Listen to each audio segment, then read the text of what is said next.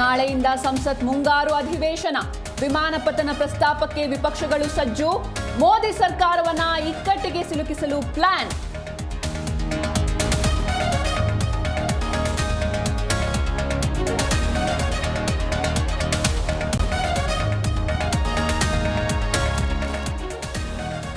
ಮೈಸೂರಲ್ಲಿ ಸಿಎಂ ಬಲ ಸಾಬೀತು. ವಿಪಕ್ಷಗಳ ವಿರುದ್ಧ ಕೈ ನಾಯಕರ ರೋಷಾವೇಶ. ಬಿಜೆಪಿ ಬರೀ ಸುಳ್ಳು ಹೇಳ್ತಿದೆ ಎಂದು ಸಿದ್ದರಾಮಯ್ಯ ಕಿಡಿ.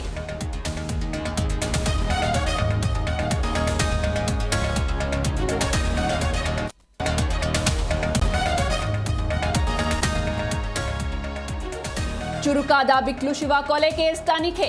ಬಿಜೆಪಿ ಶಾಸಕ ಭೈರತಿಗೆ ಪೊಲೀಸರು ಡ್ರಿಲ್. ನನ್ನ ಪಾತ್ರ ಇಲ್ಲ ಎಂದ ಭೈರತಿ ಬಸವರಾಜ್.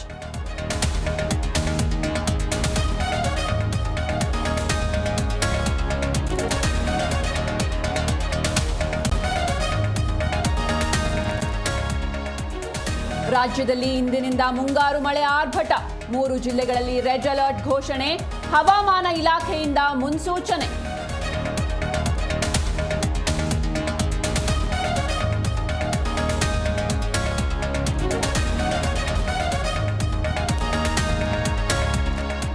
ಭಾರತ ಇಂಗ್ಲೆಂಡ್ ಮಹಿಳಾ ಏಕದಿನ ಸರಣಿ. ಟೀಂ ಇಂಡಿಯಾವನ್ನ ಮಣಿಸಿದ ಆಂಗ್ಲರು.